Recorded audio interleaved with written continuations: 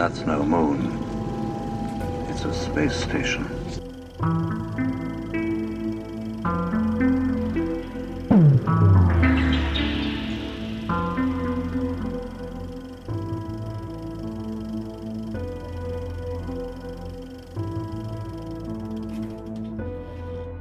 Hey guys, welcome back to the show. Just a reminder, tickets are on sale for our conference, Rebels of Disclosure 2024, May 13th through the 16th in Grafton, Illinois at the Pier Marquette Lodge. Once again, the early bird sale just ended, and we're really excited to see you guys out there. But if all the information for the event is at rebelsofdisclosure.com, and the live stream tickets are available this year, and all the in-person passes come with a live stream ticket. So that's really cool.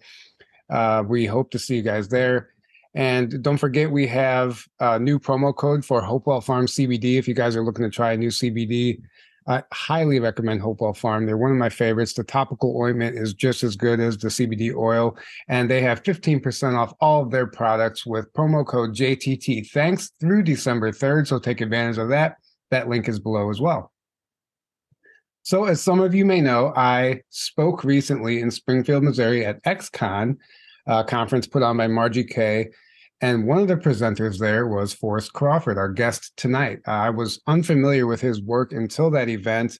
He's a former MUFON investigator, UFO researcher, and he told us about a case, a UFO crash retrieval case that contains so much information and so much validity. There's so much to it. You know, we always hear these stories that are told when we interview a lot of people, but there's so much tangible evidence to grab onto with this case. And the thorough investigation that you guys did, I thought was absolutely profound. And it's one of the wildest stories I've heard. And I can't believe that I hadn't heard it before. So what we're going to do tonight is we're going to turn this over to Forrest and give him a chance basically to re-give the presentation to our audience.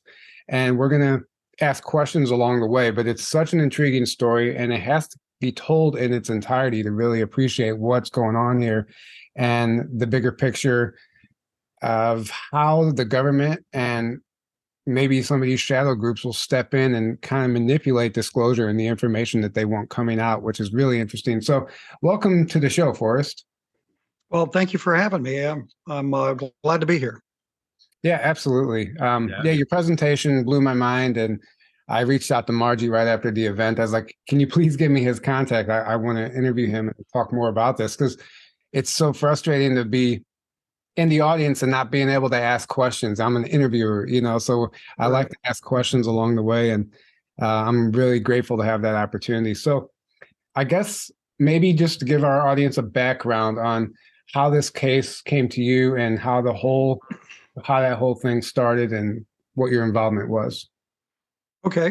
Back in the 90s, man, that seems so long ago now. Right. Back in the 90s. Back in the 90s. Yeah.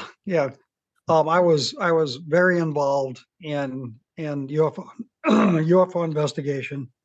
I was a MUFON state director for most of the 90s and into the 2000s, and did a lot of Missouri, investigative correct? Actually for Illinois.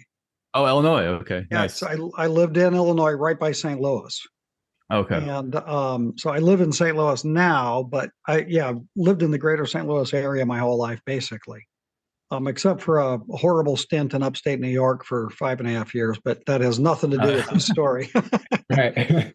Yeah. So anyway, I was real involved in investigating, and how we came to be exposed to this case, if you will, or to get involved with it, actually had to do with Stanton Friedman.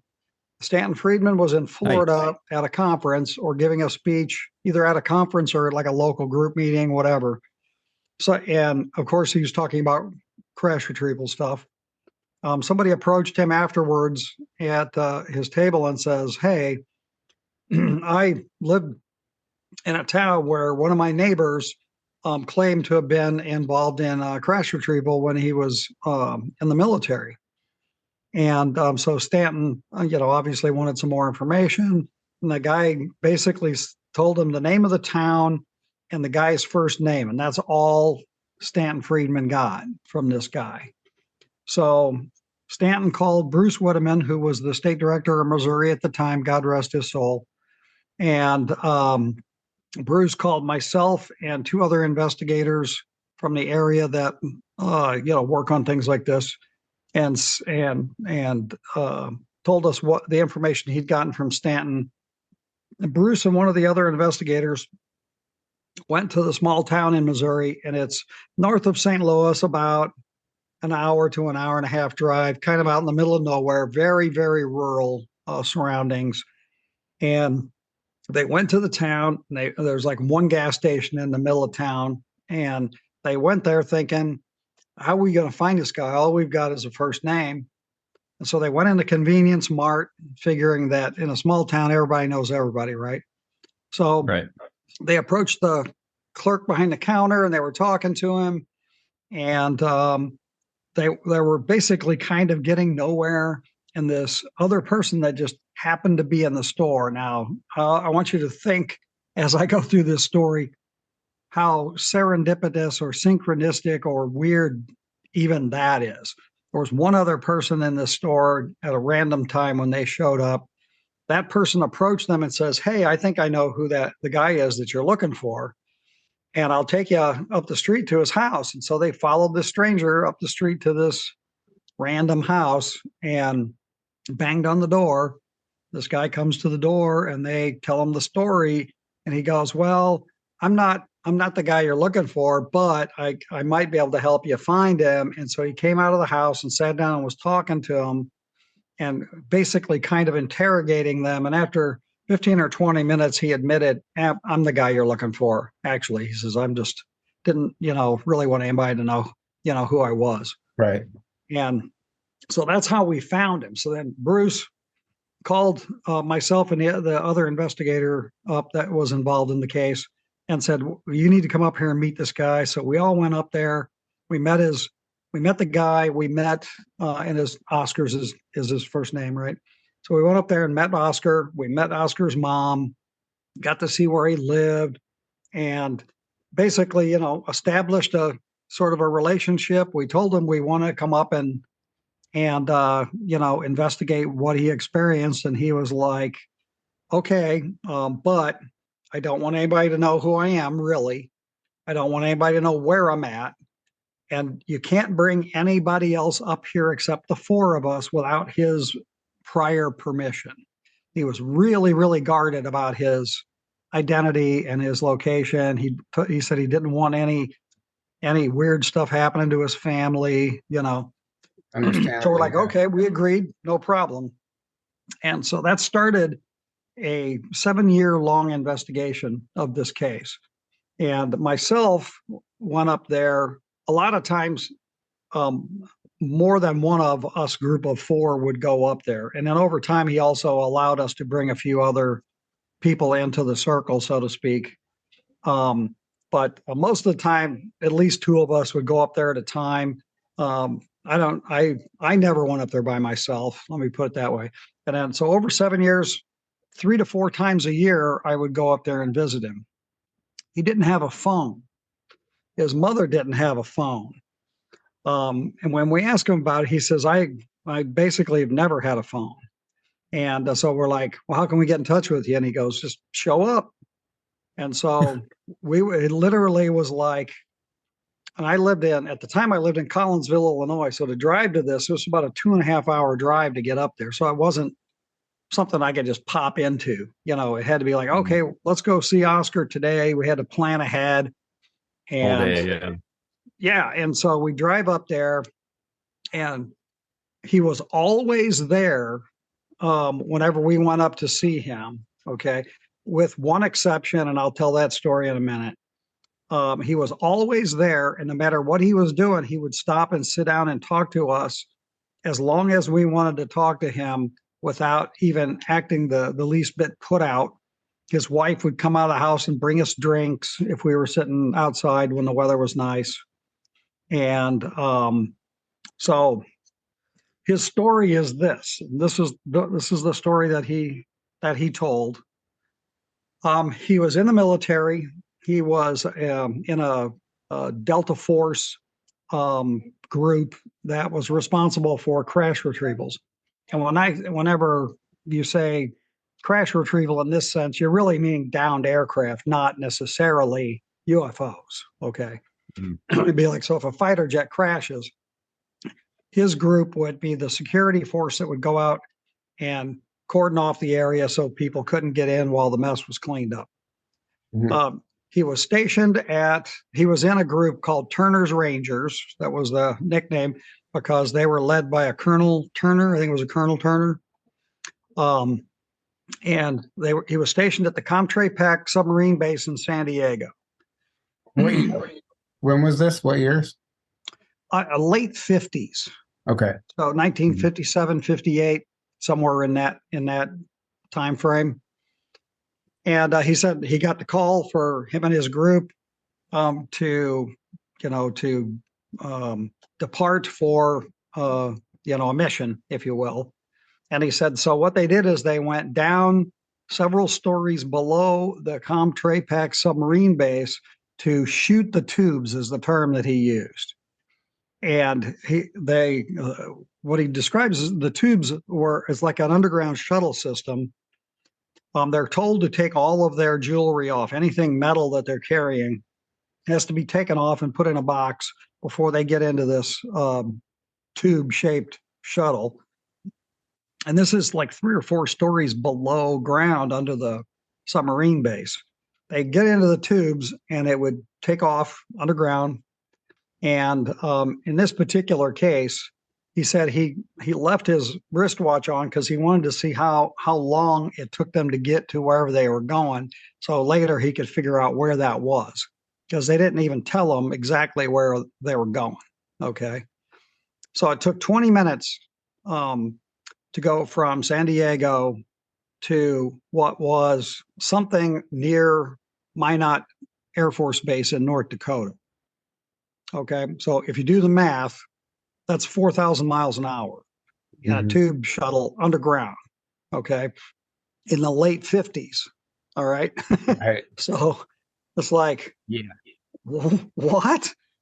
Maglev trains don't do 4,000 miles an hour. So like, there's a whole bunch about that doesn't, by the way, that does correlate with a few other whistleblowers that have come forward talking about the speed of these trains. Actually, Billy Woodard specifically, he was in the Air Force, worked at Area 51. He specifically said 4,000 miles per hour, and other people have said 3,000 miles per hour. But either way, that does correlate with other testimonies. That's interesting. Thank you for sharing that because I hadn't heard that particular thing. I just did the math. Oh yeah, to come up with that number. Yeah, that's actually like specifically the number Billy Woodard used. And he was told when he asked, how fast is this going? And they told him 4,000 miles per hour. And I'll, since we're talking about that right now, I'll add this later, as these conversations continued with Oscar over the years, I tried to get him to talk more about the tube system, the shuttles. And he said they run all over the place. And I mean, all the way across the continent, basically. And he also later found out that all of them don't necessarily travel linearly between one point and another, that they accelerate and then they're actually jumping through a, portal, if you will, that a portal's opened up and they jump through.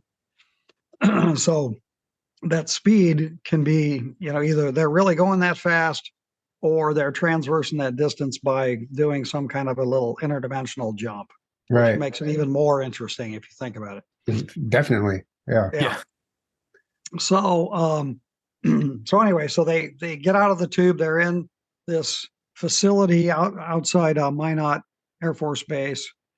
His crew goes into this hangar where there's an intact saucer-shaped craft. And by his description, basically it looked like what Bob Lazar would describe as a sport model, a really nice looking flying saucer that was intact. And there was a guy with a bunch of electronics. His name was Dr. Bear. That's what they called him anyway. It was Dr. Bear. And his job was to work the physics and try and get the thing open he used ultrasonic sounds, a certain combination of ultrasonic sounds. And Oscar said the side of the ship like started to ripple like it was liquid.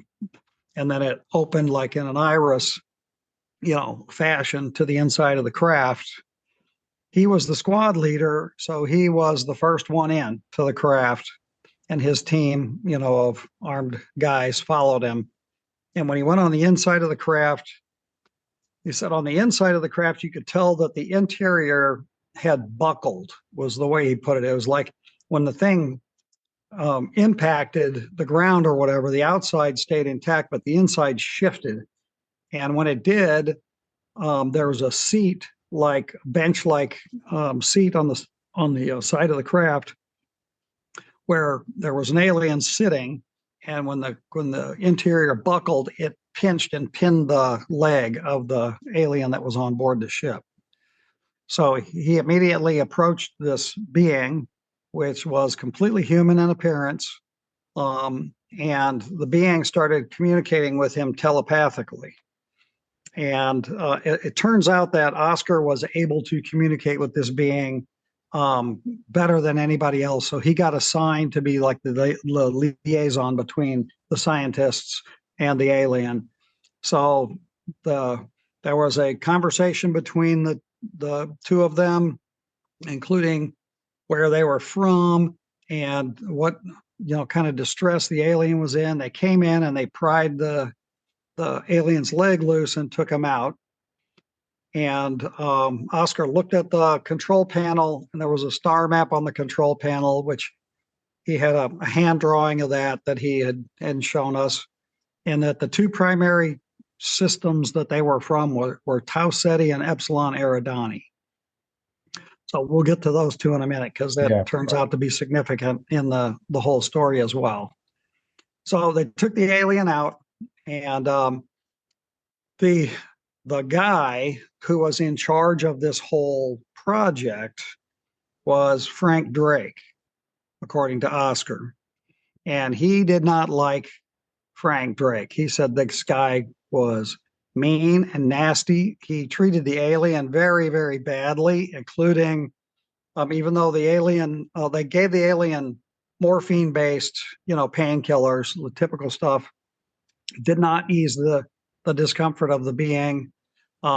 But so even though they couldn't anesthetize the being, they still went ahead and did exploratory surgery. They would just strap the alien down and do exploratory surgery on him anyway, while the being screamed in pain.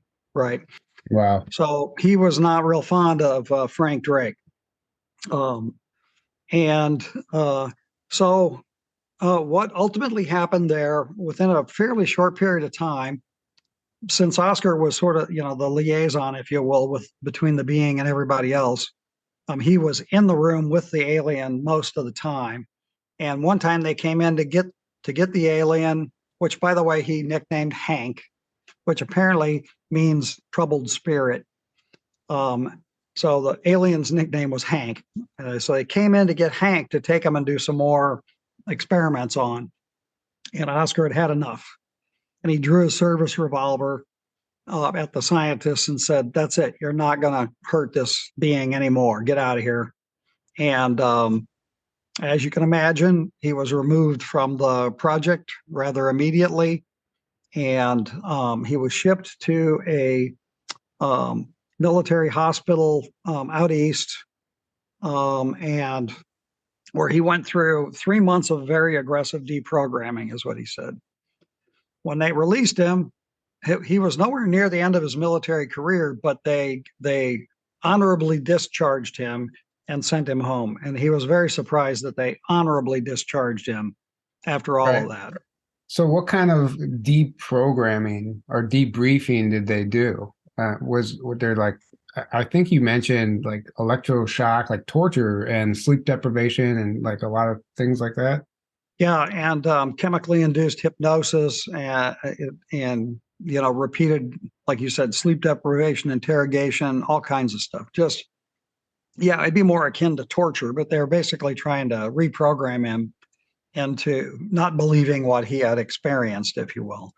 kind of hard to Yeah, get that out of your head. So it didn't work, obviously. Yeah, trauma-based mind control, basically. Yeah. Right. Mhm. Right. What did the alien look like? Was it like a gray type of alien, or what? No, it was a completely, yeah, I guess for lack of a better description, it looked like a Nordic, you know, it Can I was, Okay. Yeah, I have a picture. I can share the screen real quick. yeah, if you, I do too, but it'd Yeah, be go for easier for you if you Okay. want to pull that up, Yeah, because I yeah. can talk about the picture too. Okay, let's do that really quick. Share screen. Yep, All right. Oh, there wow. you You see go. it? Yeah. So that's what Yeah, he kind looked of. like. Roman style haircut is what the way Oscar described it. So it was just sort of a crew cut, short blonde hair. And again, look, human in every way. You wouldn't be able to tell him apart from somebody on the street. Now, this is an actual photo, apparently, of the actual being, right? Right, right. He had was able to sequester a photograph out of the facility before they removed him. He had put it in his personal gear or whatever, and they didn't search it very thoroughly when they sent him away in haste. And so he had the picture. Um, and there's some controversy behind this picture, which I can talk about also. I don't know if you have the other pictures from the magazine article. No, this is the only Actually, one. let me talk for a minute about, so that's his basic story. So the ongoing part of that is after he was released, the race of aliens continued to stay in contact with him. And as far as I know, to this day, they certainly stayed in contact with him as long as we were going up there and investigating. And I can tell you one weird story after another, which I will. Right. But they stayed in touch with him, and he also had experiences when he was a child. So there was probably some kind of a connection between them before he actually, was involved in this crash retrieval. But one of the funny things, and I tell this story because I got a kick out of it, I guess, is like, because I asked him one time, I says, well, you've met me once. I came up here and we're talking, and like, how can you possibly trust me? You don't know anything about me. And he goes, because of your earlobes. And I go, what? And he goes, you got connecting earlobes, just like the Tausetians. I'm like, oh, okay. Yeah, you're one of them. Yeah. So apparently, Really. I don't know, distant relative, I guess. I don't know. Right. So That that is was one of interesting. the, yeah. I just said that is interesting, though. That's It why is. he trusted you. Yeah. Right, right. And because at one point, fairly early on, I asked him, I said, look, can I write an article about your case? Because one of the other researchers at the time, actually, and this was, early 90s, at the time, there were only two other researchers out there with Tau Ceti Epsilon Eridani cases. They were very, very rare. One of them was Colonel Wendell Stevens, and one of them was Bill Hamilton. Each of them had investigated cases that involved Tau Ceti aliens that matched the description of Oscar, and the taxonomy, everything was the same. So Wendell and I and Bill Hamilton and I exchanged notes on all these cases because at the time, those were the only three out there that I knew of. And Wendell, at the time, he was putting out a magazine for his organization, and he asked me if I would write an article for it. And I go, well, I got to ask Oscar. So Oscar says, yeah, you can write an article about it. That's okay. Just don't, tell him my real name or where I'm at. And I'm like, oh, I'd never do that. Right. So I wrote the article, and I took it up to him before I sent it to Wendell. And I said, I want you to read this and make sure that every word of it is, approved by you. And he goes, oh, it's okay as is. And I go, you didn't read it. He goes, I don't have to. He said, I know it's all true. And later we came to determine that he actually couldn't read. We were pretty sure that he was very, very illiterate, and didn't want to read it because he couldn't. there was never any written material in his house or anywhere in his vicinity, not even a TV guide, right? It was just, but I'm like, okay, and so we talked about the possibility of there being negative ramifications when that article was published, and there were some. So I sent it to Wendell. Wendell published it. Shortly after that, he was visited by a couple of obvious government agents, if you will, that had a lot of questions for him and kind of harassed him a little bit, but ultimately didn't, harm him or his family in any way, and they went away. But it did cause a rather immediate reaction. And prior to that, so what I want to talk about now is some of the things that we did to verify his story, because it's such an incredible story. Just because Wendell and Bill Hamilton had similar stories doesn't mean it's real. It certainly makes it, more credible. But so we looked into Frank Drake's military record, Turner's Rangers. We looked into Oscar's military record. We were able to verify that he was in the military during the times that he said. We were not able to verify what units where he was stationed and that sort of stuff, because it was all secret stuff, other than we were able to verify the existence of a group called Turner's Rangers and a Colonel Turner, and that he was assigned to the unit that Colonel Turner was in charge of. We were able to verify all that. Ultimately, we were able to find one of the things he said about Professor Bear is he really liked Professor Bear, the guy who was the head scientist, if you will, on the thing. He said he had a really weird background. He had like a PhD in psychology and a PhD in physics and an engineering background, and like a really unusual mix of academic achievements, right? Right. We were actually able to find a Professor Bear, as in, like not bear as in her, but right. German spelling of bear, yeah. Who had that kind of a background, that had been stationed at like Los Alamos and a couple of other places. We were able to verify that this was in fact a real person, and he was stationed in places that would have dealt with things like this. So that was pretty interesting. Frank Drake, for a long time, denied his military career. He said, I was never in the military. Well, it turns out he was. We were able to prove that. And he was, on this particular thing, he was supposedly was a civilian contractor, but he was in charge of the whole operation, which is a little unusual. The and operation. This is the guy that Oscar didn't like, right? Frank right, Drake. Okay. Right. It's the infamous Frank Drake that everybody out there has probably heard of, right? The name of the project that all of this was under was called Project Ozma, and originally it was OZMA, and I maybe get this backwards. Oscar said it was actually OSMA was the real designation, but it was, people called it OZMA. And again, I might have the S and the Z flipped here.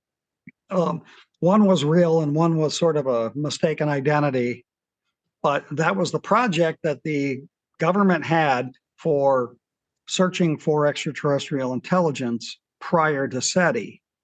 So Frank Drake turned over, they took the Ozma project, they went public with it, turned it over to Carl Sagan, and rebranded it as SETI. It's the same project, okay? And Right. Interestingly enough, does anybody want to guess what the first two stars were that SETI looked at when they went public and announced all of this stuff with Carl Sagan?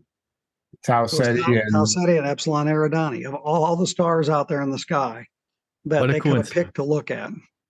Those were the two that, oddly enough, those were the two that they picked, right? Mm-hmm.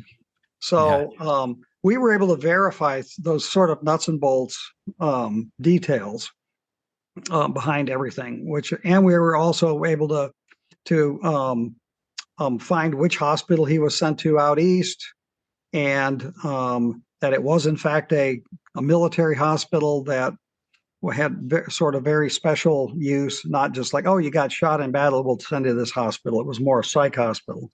where he was debriefed.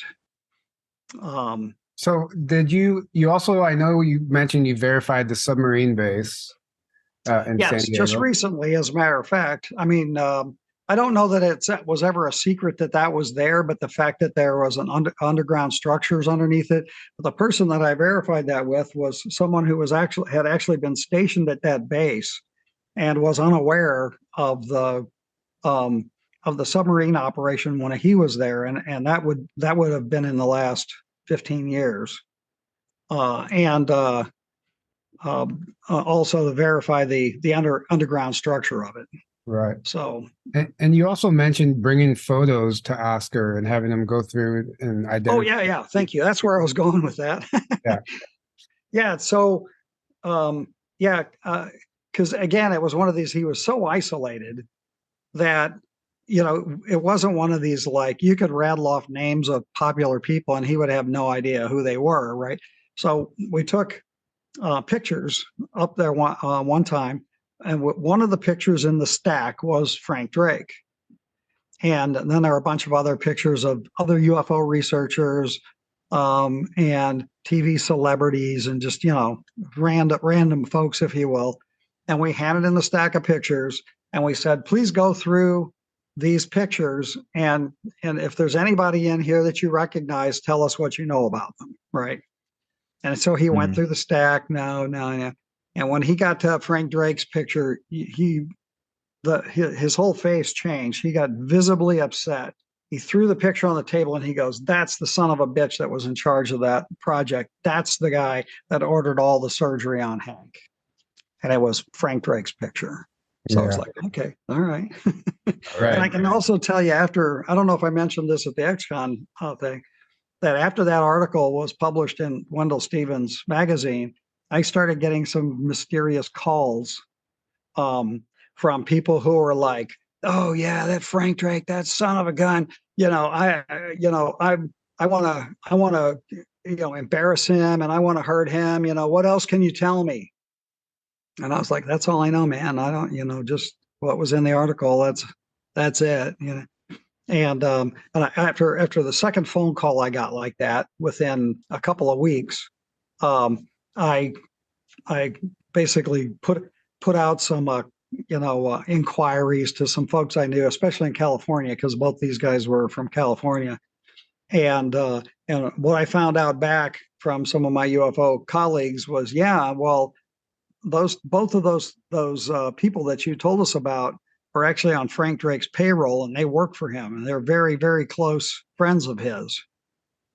And I'm like, oh, that's interesting. Yeah. So they were like his minions sent to get information, see what you knew about him. Trying to see what else I knew, if there was anything, hard evidence that I had that could make, Mr. Drake look terrible, acting like they didn't know who, or they, like, hey, we hate him too, Yeah. Uh-huh. And so, I might look dumb, but I'm not. Right. So after his 3 months at the psych hospital, the military hospital, and he gets back home. So what happens after that? Well, for the most part, he went on with his life. But one thing that he did was he had told his father everything that was going on. And his father was like, hey, well, let's go out there and see if we can find out, what happened to Hank. And so they went to North Dakota, where they knew this facility was, and they hiked into the area, and knowing full well that if they hiked into this secure area, that they would be picked up by security patrols, which they were. And Oscar, of course, knew the security patrols because they might even have been guys that were on his squad. I mean, they were, that was his job, was to hold security around places like this. And so they ran into security, and security knew him. And he says, look, I've been removed from military service. I just want to know what happened to what happened to Hank, sorry. And the guy told him, well, about 3 weeks after you were removed out of here, he died. And as a consequence of all this experimental surgery. And so he's like, okay. So a side channel on this whole case is years later. I had talked about this case before at conferences back in the 90s. I was approached by another researcher who lives in that part of the country and had researched some cases up there. And they knew somebody that was at that base. They had investigated a case of somebody that worked at that base, also knew about, not so much about Oscar specifically, but about Hank and about that crash retrieval case. And had a whole nother side to this story. And that side, what they told me was that that the Tau Ceti aliens were pissed off that we had acquired their craft. And also, when the thing originally crashed, there were 2 dead aliens found outside the craft, and then Hank found live on board the craft. So they had 3 bodies. The Tau Ceti aliens came down to the base up there and met with the military and said, we want the bodies back. And the military refused to give the bodies back. And they said that there was some sort of a forcible altercation between the aliens and the military, and the aliens acquired the bodies back and left. So that's another very wild story to go along with this. Right. And it's amazing that you got that. I mean, there's no coincidence here, and it's no accident that all of this information found its way to you, and you're telling this story now, because there's so much to it. And we're only halfway through. Like, there's a whole other part to this. Like, I'm excited to get into.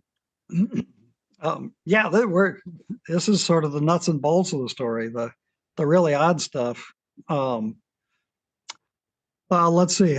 What story should I tell first? Well, these synchronicities, I don't think anything happens by accident anyway. So can we talk about the other, was this the case of Jill? Was that who you're talking about? There's another. No, that's a totally separate case. No, so I guess we can talk about that now before we segue into the latter half of this. Yeah, sure. Yeah, that's a good idea. I was Illinois State Director at the time, and I was investigating some cases in Springfield, Illinois. And one of them was a woman named Jill that had abduction experiences, had like ongoing abduction experiences. She had some Men in Black kind of stuff going on. You know, it was a pretty interesting case, but it was pretty atypical gray interaction until she told me this one story. So, we went through in detail the trigger signals when she knew she was going to be abducted. And one of the things they did with her is she would get these signals, and then she would know to get in her car and drive to this nearby like city park in Springfield, where they would land and abduct her and do whatever they were doing. But it was typical little grays. And she said, except one time I went out to the park, I had the typical signals, and I went out to the park, but a different kind of spaceship landed, and these beings got out of the craft, and they didn't paralyze me and drag me on board, and they looked just like you and me. And they invited me on board the ship, and they explained to me that they really, really don't like what the Greys are doing with us, especially like the forcible interactions and that sort of thing. Mm-hmm. And they asked her, how did she feel about it? And she goes, I don't like it either. And they go, well, we can tell you how to sort of ward them off so they'll leave you alone.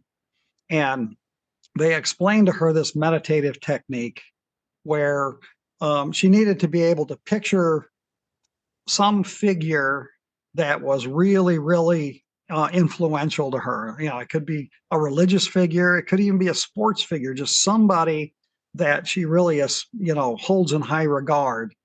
And then first thing is think of that person who inspires her, and then imagine this energy field, like an egg, if you will, encompassing her whole body. And so like when she gets these trigger signals, she would go through this process, is what they told her to do. And then if you do that, they're not going to be able to penetrate that mental field, if you will, of high inspirational energy. And so I said, I said, well, their craft looked different. They look different. What did it look like? So she described the typical, sport model kind of craft. And she said, well, they looked, she used these words too. She said, they look kind of like Romans. And she said they had sort of like an olive colored skin. They all had these short crew cuts, and she said they looked bulkier than a normal person, like not fat, but just like really solid, linebacker kind of really, really fit, Yeah. And so she described this, and I go, well, what else did they tell you anything about who they were, or, that sort of thing? And she said, well, they told me they were from, but she says, I don't know anything about astronomy, so I don't know if I'm saying the names of the stars right. And I go, what were they? And she said, Tau Ceti. And I go, Tau Ceti? She goes, yeah, that's it. But she would say it Tau Ceti because of the way it's spelled or whatever. Right. So it's like, okay, well, that's interesting. It matched everything about them, matched the description of Oscar in the picture. And again, if you take and draw a straight line from Springfield, Illinois, straight across into Missouri, you're not very far. It might only be, 50 miles from Springfield to the town where Oscar lived. So they're in the neighborhood, just decided to go help this lady, which is very interesting. Right. So, yeah. Again, nothing happens by accident, right? How in the heck would I? So let's talk about, Oscar continued contact. He maintained contact with the Tau Cetians, right? And Yes. there's a whole, upon, your 7 years of visiting, you discovered that he was still in communication, and there's some really interesting stories along the way. And even a child that might have been like a hybrid child or Tau Cetian. So can we, go into some of that? Yeah. Because that's a pretty, there's one claim like, I was in the military, I was involved in a crash retrieval. That's all still very nuts and bolts. But to have somebody go, the aliens are still in contact with me, regularly, that's like, okay, well, I want to see some proof of that for sure, right? Right. Well, I can tell you after going out there for 7 years, I have absolutely no doubt that this man was telling the truth. Not only just because of everything else about him, but every single time we would go out there, something weird would happen. We would see things. We would have weird synchronicities happen. And we would, cite UFOs for that matter.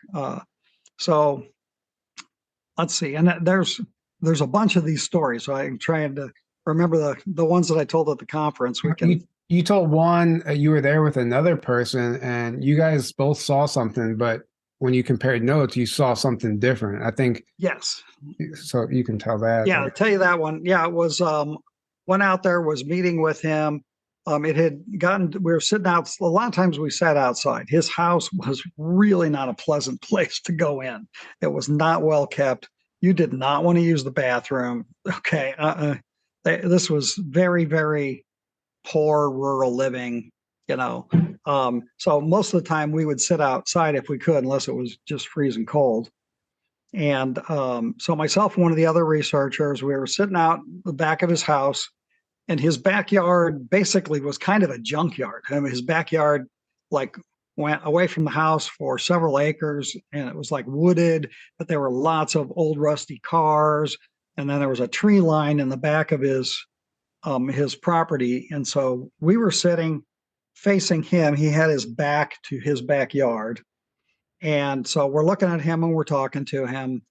And there was a lot of conversations that were had over the years where he would be asking us questions and kind of testing our response to different ideas or different possible experiences. And this was one of those kind of things, one of those kind of conversations. And from the tree line in the distance, it had to have been at least a mile away, maybe a little bit more. this bluish white light, just very iridescent blue white light came up from behind the trees in the distance and just stopped in the sky.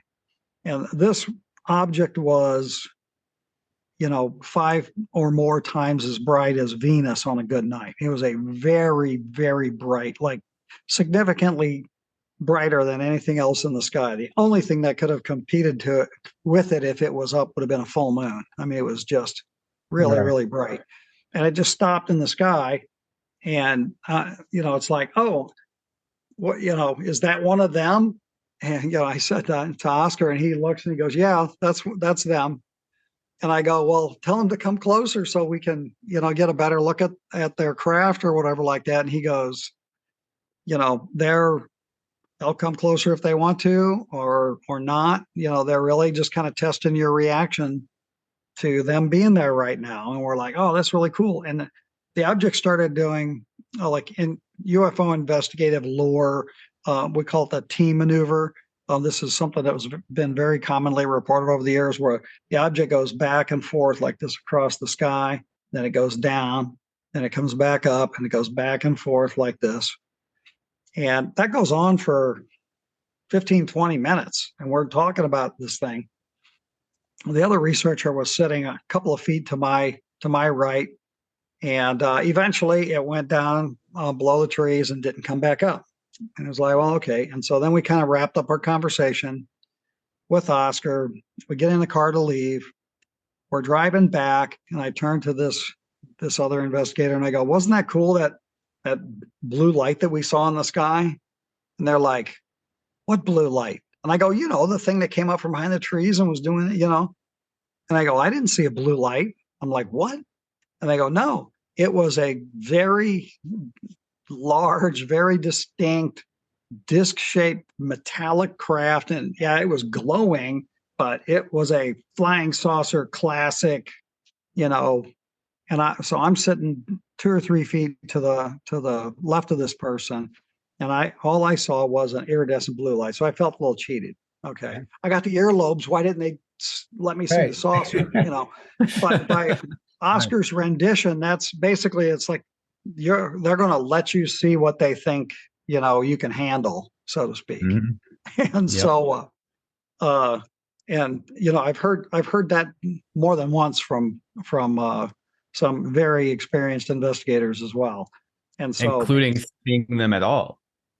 Because a lot of times there'll be cases where multiple people are in the same area, only one or only certain of the people will actually see the craft. Yeah. Right. They're, and that's one of those data points we can extrapolate from this story, is they have the ability to manipulate our perception. Absolutely. However they want. And at the same time, they're able to measure our reaction to that perception and then alter it accordingly. Right. Right. Mm-hmm. Well, I've heard very similar stories from Bigfoot researchers. And I had a conversation with Dr. Harley Rutledge back in the day. If you recall, Dr. Rutledge was very involved in the Piedmont UFO stuff.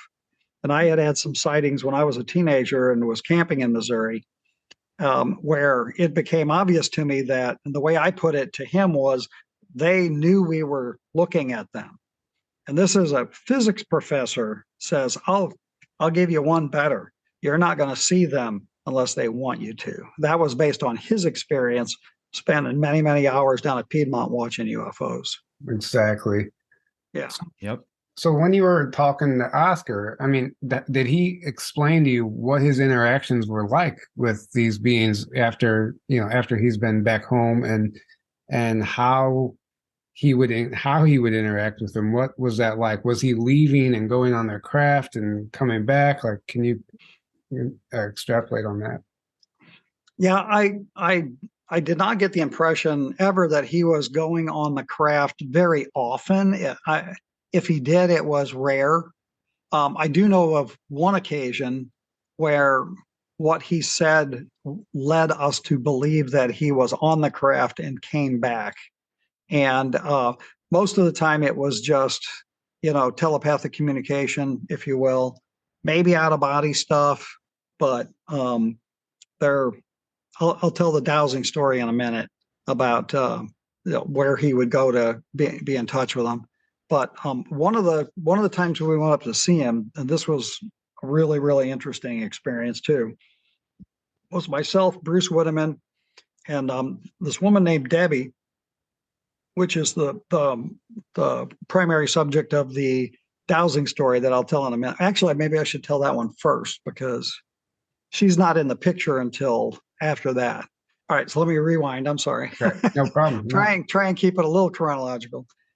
So Oscar, and actually this is perfect lead in to him communicating, because he told us how he had come to live in this house, which is also a really weird story. He said him and his wife and his kid, he had a son, I know. They were living in another house nearby. These people came to his house and they said, hey, we live in this house over here and we want to give it to you. And he's like, what? Why would you give me a house? And he says, because we were told that you're supposed to live there. It's like, what? And they were, yeah. And he went over and he looked at the piece of property. And even though where he lived was nothing glorious, it was better than where he was at, I guess. And he's like, okay. And they signed the deed to the house over to him and disappeared, and he never heard from him again. And wow. So the aliens explained to him that he, needed to live there because it was easier for them to get in touch with him in that location. And that was because there were ley lines on the property. There were 3 ley lines that intersected. So there were 3 intersections that formed a triangle on his property. And that intersection of those energy lines made it much easier for them to interact with him. And we're like, oh, that's interesting. Well, where do these ley lines run? And he took us out in the yard and he goes, well, there's an intersection right over here, and there's one down there, and then there's one over there. And then the place that I go to contact them is through that tree line. There's a little pasture over there, and I go over there and I sit in the grass and we talk. Well, okay, that's interesting.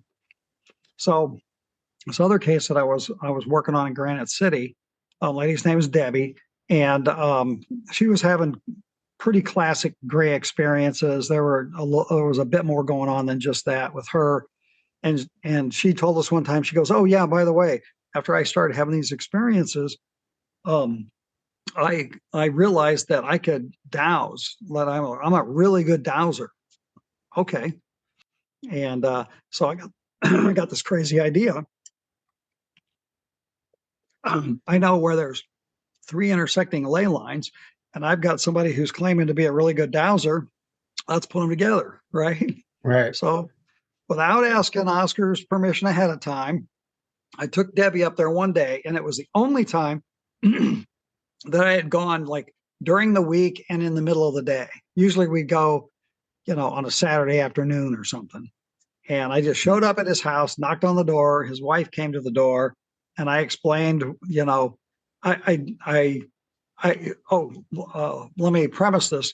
Debbie knew absolutely nothing about the Oscar case. She knew nothing about Oscar. She had no idea. I said, bring your dowel rods. We're going to go have some fun. And I did not tell her where we were going or what we were up to when we got there. So his wife came and I said, this is somebody I wanted to introduce to Oscar. Is he here? And she's like, no, he's at work, And I go, Debbie is a dowser. Do you mind if we walk around the property? And she was like, no, go ahead. Whatever you want to do. And she turned us loose. And so I just told Debbie, I just said, douse. She says, what am I looking for? And I go, you tell me what you find. I mean, I was keeping it as abstract as I could get, right? And so she gets her rods out and she goes, oh, there's a ley line here. Oh, there's an intersection.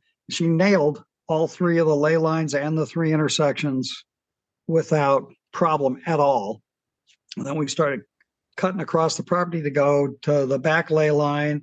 And she walked out through the trees into this sort of pasture or glade area. And again, remember, she knew nothing about Oscar or what we were doing there. She walked in the middle of this field and she lowered her dowsing rods to her side and she goes, my God, this is where he comes to talk to the aliens, isn't it? It's like, what did you say?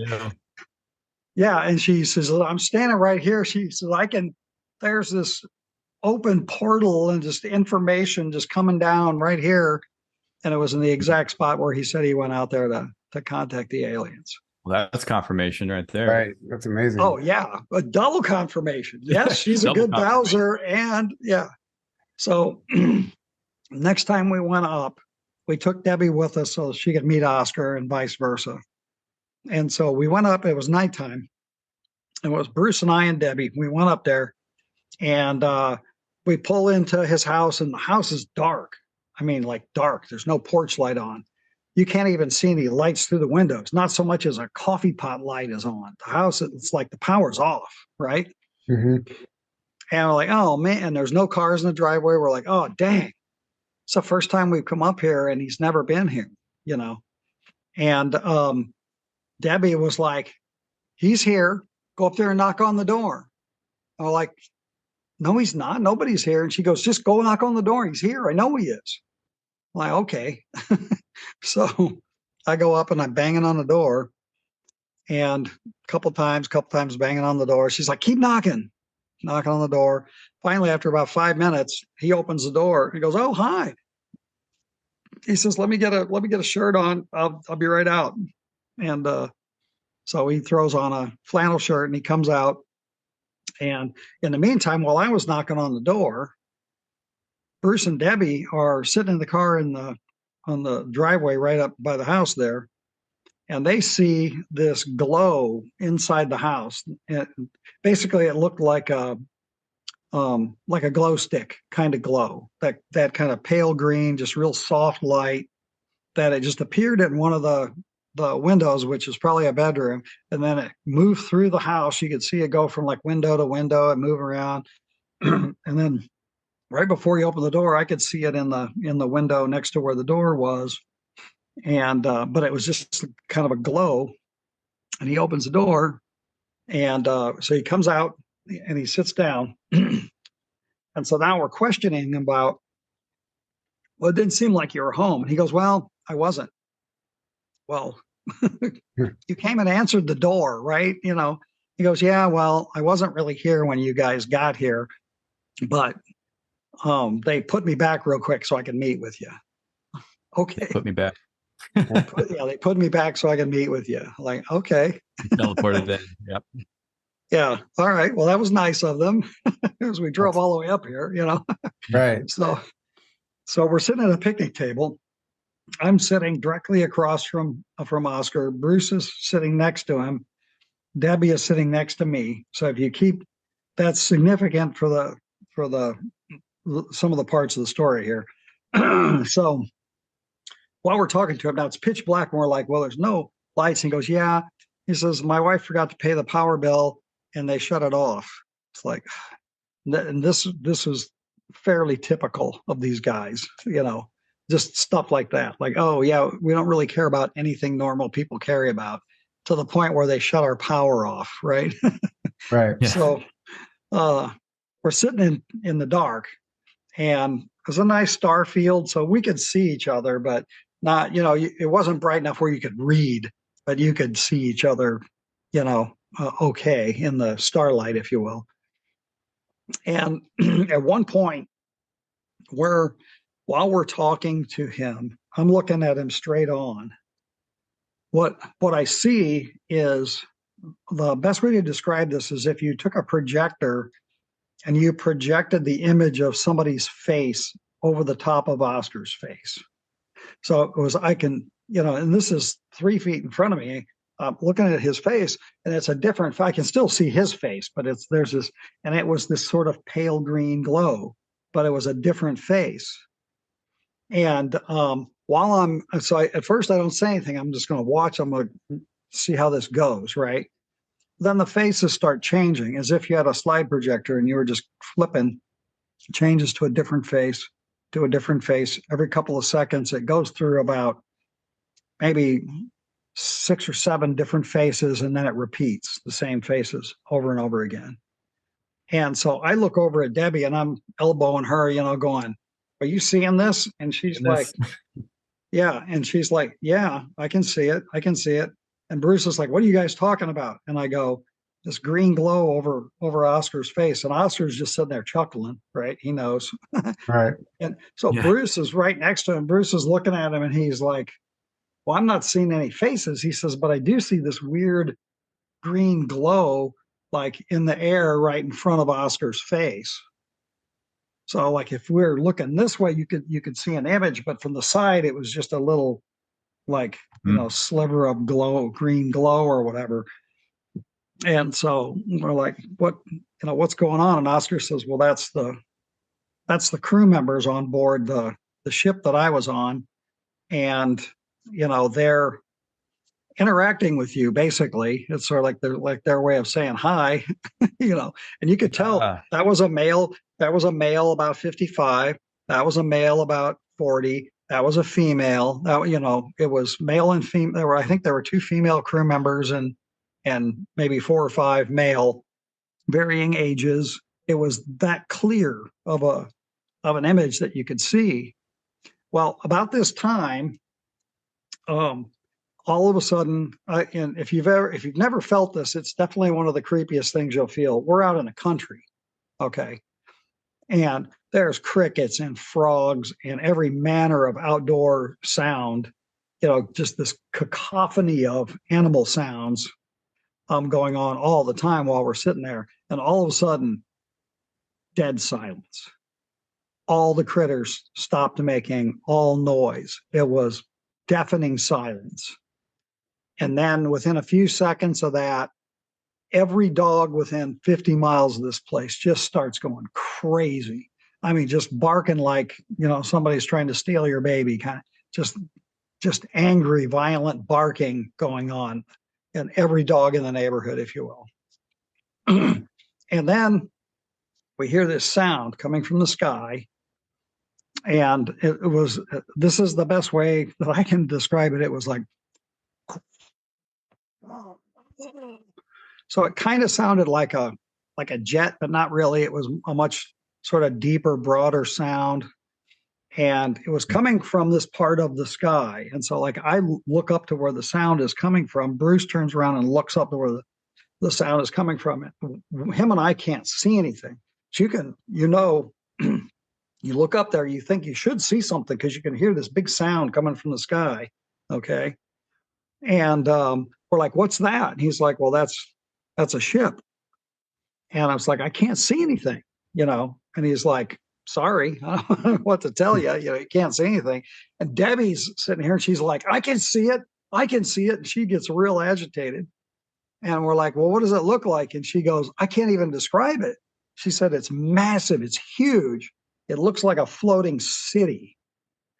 And later, she pulled a drawing out of, I think it was Lisa Dusenberry's book, where she had done a bunch of drawings for different experiencers of the things that they saw. She's an artist, so and one of them and Debbie, we're like, well, what do you mean it looks like a flying city? She goes, it looks like Detroit, but it's flying in the sky. So we nicknamed it the Detroit ship. And she later looked at a similar drawing from somebody else and said, that's what it looked like. And basically, if you took like a downtown cityscape and turned it upside down, and it was flying across the sky. And whatever it was, she says, I can't even see both sides of it. It's so big. So wow. All right. Well, that was interesting. One of the many experiences we had when we go up to see Oscar, right? I mean, that's just proof that like these massive motherships can be right before our eyes, and I know we just talked about that, but to have an experience like that where, all of you see and experience something different, but it's that massive. I mean, I don't know. It's very fascinating to me. So what happened with the child that was there the time you visited? Okay. Yeah, that was interesting. That was during the day, summertime. We go up there. We're sitting outside again, right out there in the yard. And this kid, very fair child, blonde hair, blue eyes, kind of and I want to say the kid was maybe, 4 or 5, somewhere in that age bracket, 3, 4, 5, somewhere in there. Boy, comes sort of out of the house and was playing around. Comes over and jumps in Oscar's lap and starts talking to Oscar in a language that I have never heard. I don't claim to be a linguistics expert of any kind, but we've all heard dozens of different languages. It sounded like nothing I've ever heard before.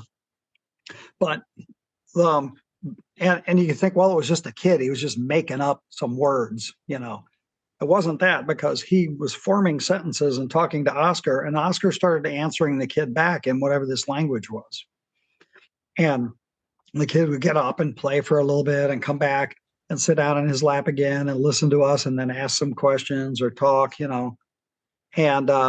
we ask him, like, this is not your kid, right? You babysitting? And he goes, well, kinda. He said, they asked me to foster this child for a while and teach him some earth ways, if you will. And I go, are you saying that this is an alien kid? And he's like, yeah, that's what I'm saying.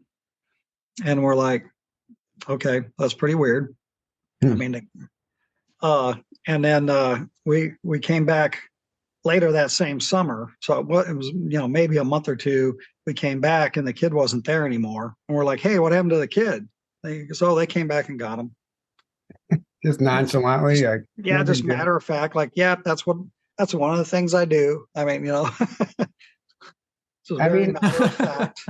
Imagine if you're living a lifestyle like that and you're going up on these craft and you're communicating with another race, and like, who knows what the visuals were like, who knows what he was seeing. But I mean, no wonder you wouldn't want to clean your house. Like I'd be like, screw that. Right. Who cares about this? Right. Yeah, it certainly would shift your priorities, wouldn't it? Yeah. So yeah, I guess this device, not worried about getting sick. Yeah. So this leads into the whole story where he got hurt at work, and this is kind of where I want to end on that whole story, because I think it's actually the most significant part of the story, and it kind of shows what's actually going on in the field of ufology and disclosure and how it can be infiltrated. Yeah. So yeah, he had a regular day job. I mean, I think the whole time that we knew him, he worked at like a tractor, either assembly or repair business, up in that area. And he was at work one day. He was on a ladder. He fell off the ladder. By his recollection or whatever, he only fell from a couple of steps. It wasn't like, a 12-foot ladder, and minor injuries kind of a thing. But since he was older and he, complained that his hips hurt or whatever, they said, well, just lay there. We're going to get an ambulance. He's like, I'm fine. They called an ambulance anyway. They came out and they got him, and they took him. They didn't take him to a nearby hospital. They took him all the way into St. Louis, to this specific hospital in St. Louis. And the way we found out about this accident was his wife called us. They actually did have a phone installed for about 3 months, and then they didn't pay that bill and they shut that off too. But she called us and she was frantic that they've taken Oscar, and I can't get in to see him. And it's like, what? And so we actually met with her and tried to go and find out what was going on with him. They had taken him to this hospital. The first odd thing was minor injuries, right? For falling off of a ladder. They would not allow any visitors, including his immediate family, to see him or talk to him for over a month. They kept him in isolation in this hospital. And until he got out, we had no idea what was going on, but she was freaking out to no end. Of course. Finally, after a month, they release him, and he says, yeah, well, he says they weren't real concerned about my hip once they got me in there. He says they did all kinds of crazy stuff to him, which included giving him all kinds of different drugs and interrogating him and all kinds of stuff like that. And he says, I know they scrambled my brain, was one of the things he said. And we're like, oh, we hope not. But he goes, I know they scrambled my brain. And he was trying to act normal, but there was definitely something different about him. Interestingly enough, one of the original 4 investigators used to date a girl who was a nurse at that hospital.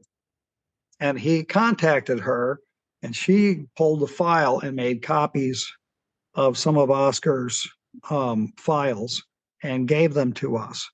And it included this giant list of psychoactive drugs that they gave him, including lithium and other stuff, sodium pentothal, whatever, just the stuff that you would never give anybody because they bruised their hip, right? Right. A bunch of these psychoactive compounds.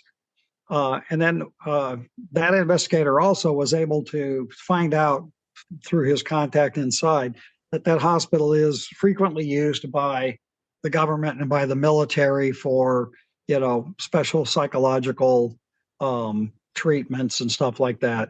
That wasn't something that the general population knew about that particular hospital. So that was disturbing. Can you share which hospital it was, or? I don't have my notes in front of me. Okay.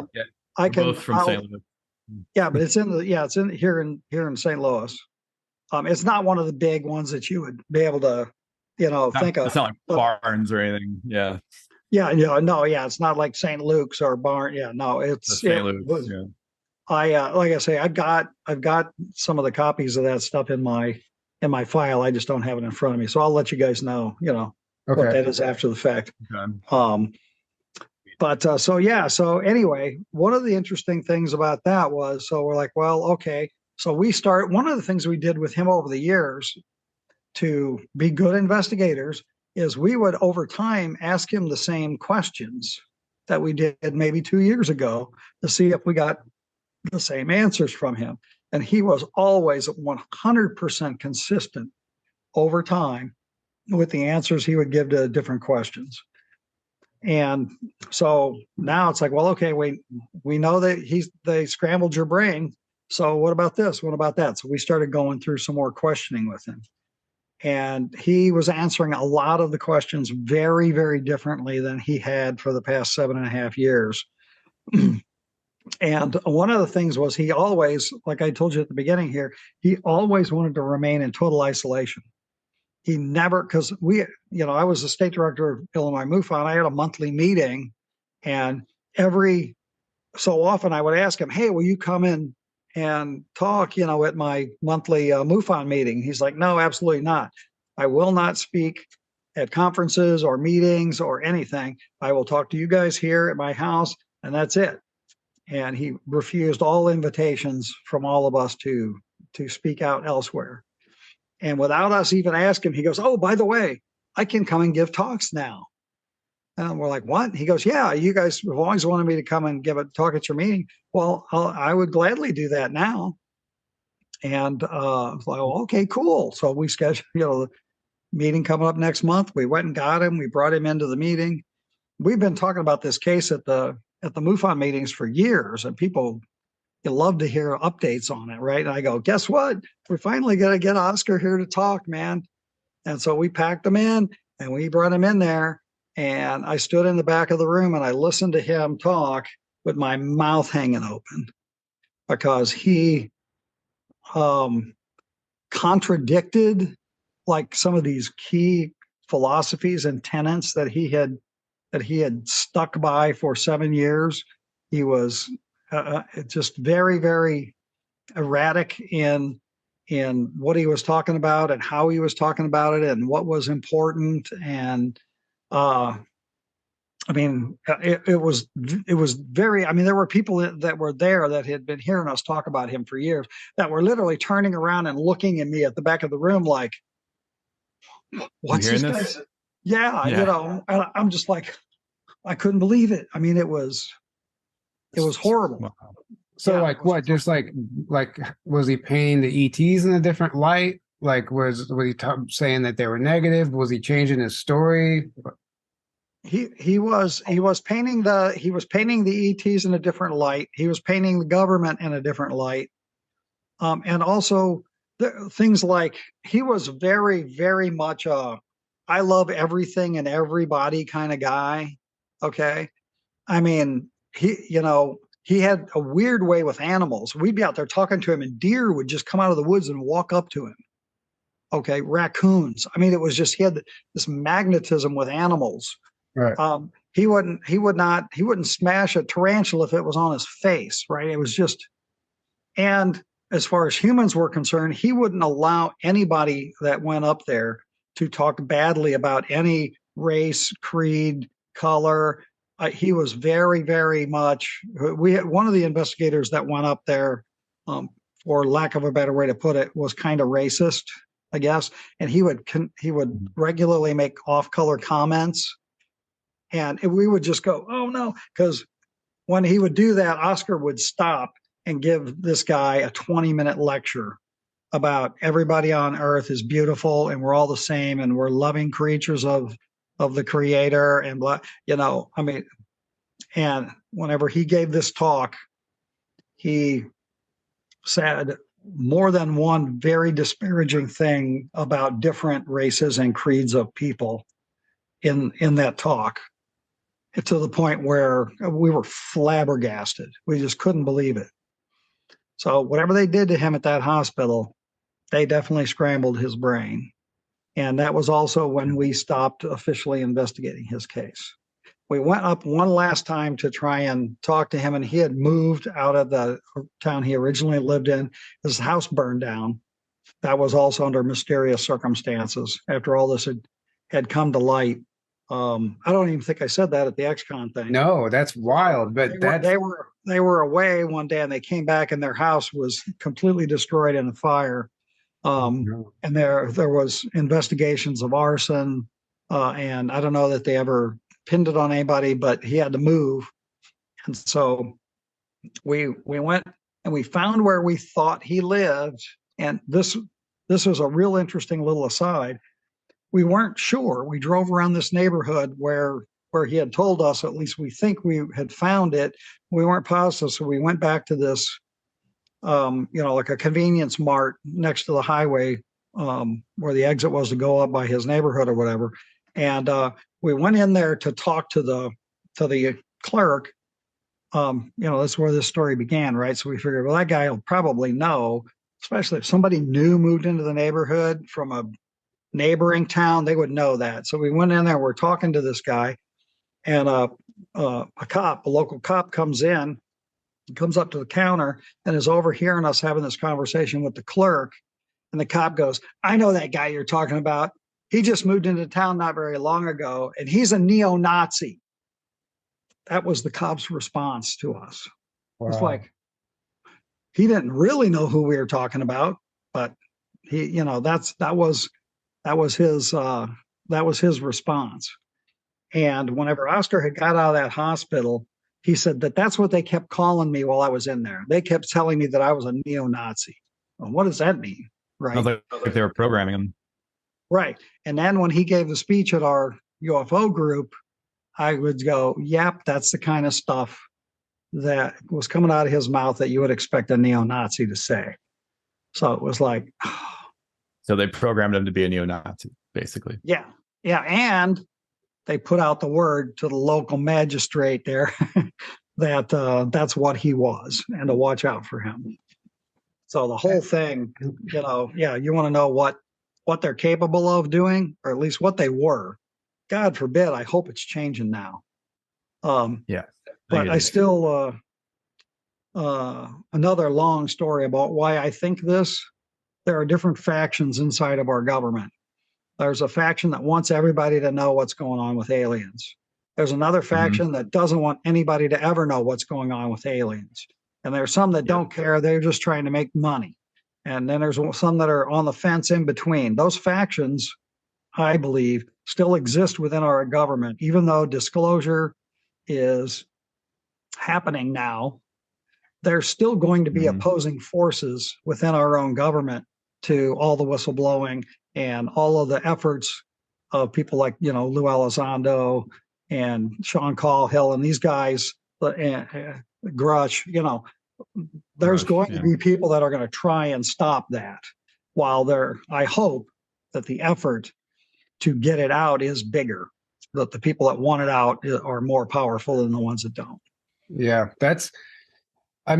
you're always going to have that in any situation. But man, what a shame. Like you almost wonder if somehow they even manipulated the fall so they could take him to the hospital, and those circumstances, like it's illegal essentially, what they did. And for him to come back a different person, and then the house gets burned down, he's forced to move. I mean, what a way to silence such a beautiful case, such a beautiful person. And it's a shame. It's a shame that that's what happened, because, we see people in this field. We've been interviewing people for 5 years, and we see a shift in people sometimes, and people will change their story. And like, wait, that's not the same guy that we heard at the beginning when he started coming out. And that's happened with a number of people. And this is one of the cases where it's provable. Like you can almost prove that that's what they did, and they do this to people. So why wouldn't they do it to other people? And they might have more sophisticated techniques now where you don't have to be in a hospital. Who knows what they can do? But I think it's crucial to point that out. And I think that's one of the ways they're going to try to control disclosure. But like you said, hopefully they're not going to such extremes like they were.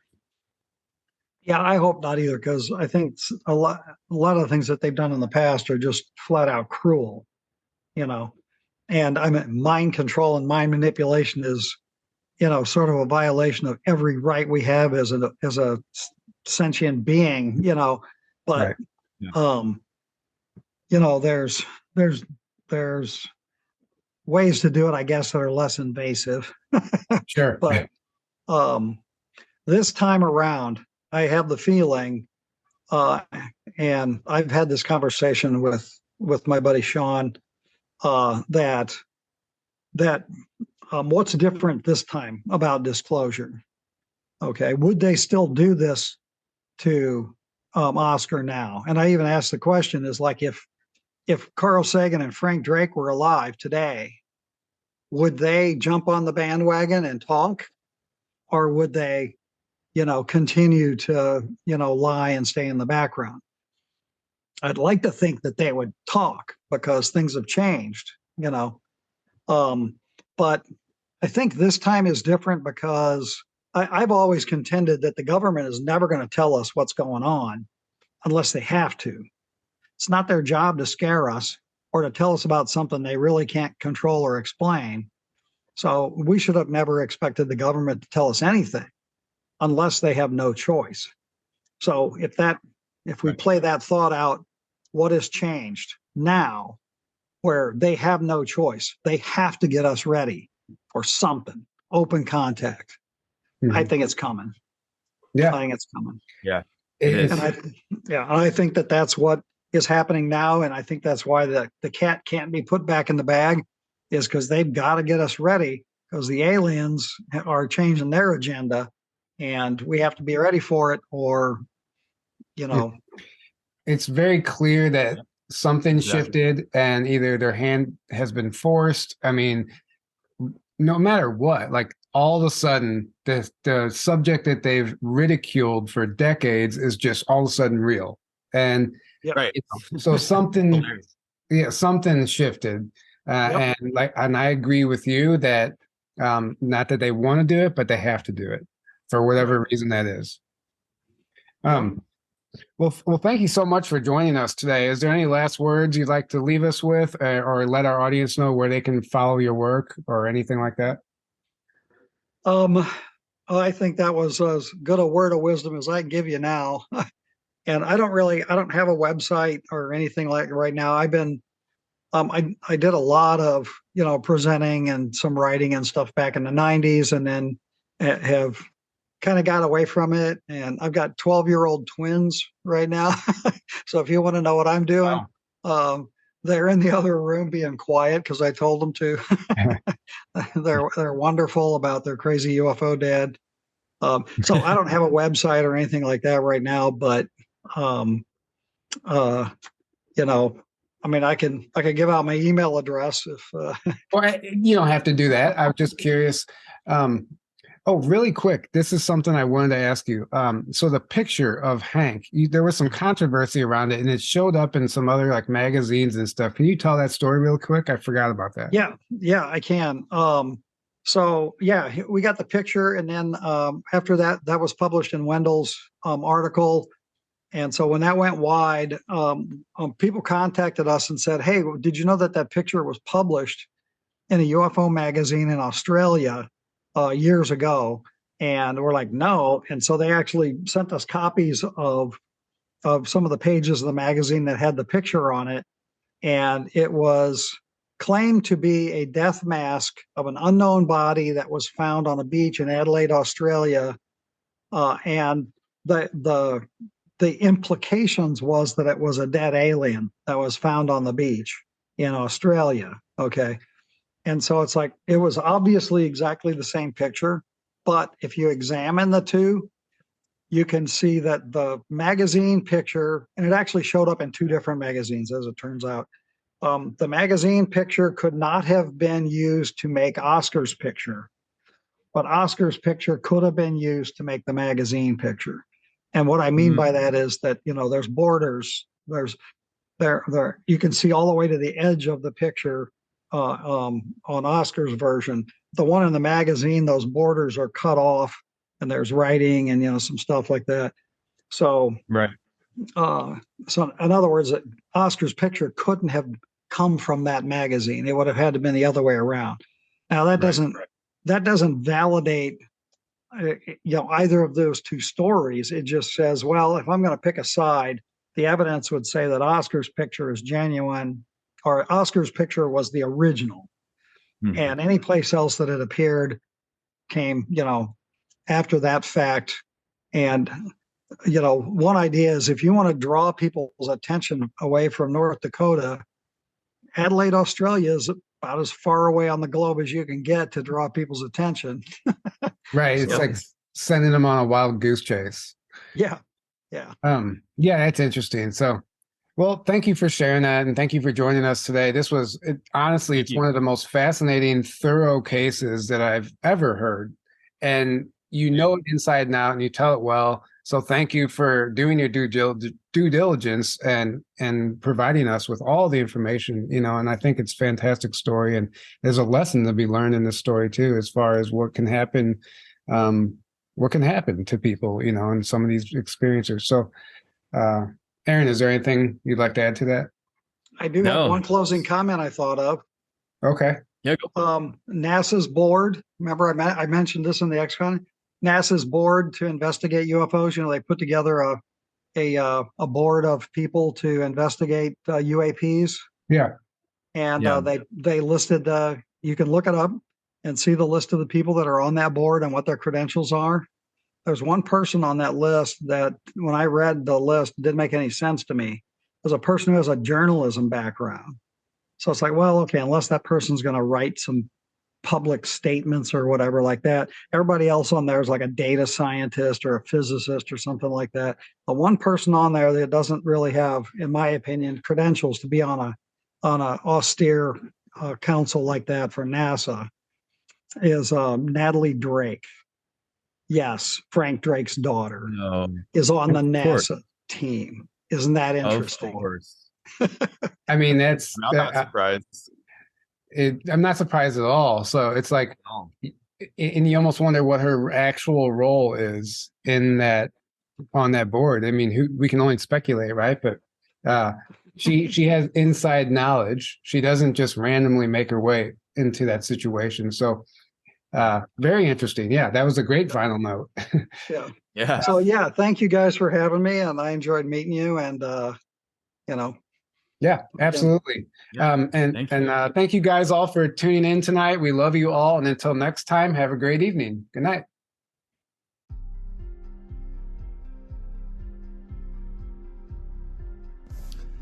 Yo, what's up, everyone? How you guys doing today? You guys feeling those vibes? Yeah, you know what it is, so check it out. So May 13th to 16th, Grafton, Illinois, Rebels of Disclosure Conference. Yeah, I'm pumped. It's going to be my first time in the States, first time going to a conference, first time seeing any of these speakers live, and the first time I'm going to get to meet hundreds of people that I've been chatting with and interacting with on Facebook and Instagram, and I'm so pumped. I did just check. They have the website up and running. It's looking really fresh. It has all the information on tickets, meal plans, the schedule, when the speakers are going to be speaking, information on all the speakers, frequently asked questions, and where you can camp or your lodgings for the weekend, as well information on where the event's going to be at, and it looks dope. I do believe that this is going to be the best year yet. I may be biased because I'm going this year, but that's just what I'm vibing. But yeah, if you haven't checked out the website, go check it out. It's looking really good. I'm super excited, man. I've been following Tyler and Aaron for a long time. I really love their podcast and all the people they bring on, and the lineup this year looks so sick. So, and if you're going, I'm super excited to meet you. I'm going to give you a big hug, a big starseed squeeze, you know what I'm saying? Yeah. Anyway, you guys, I hope you guys have an amazing day today. Sending you guys lots of love, and man, I can't wait for this conference. Big ups, Aaron and Tyler, and yeah, guys, have a great day. Peace.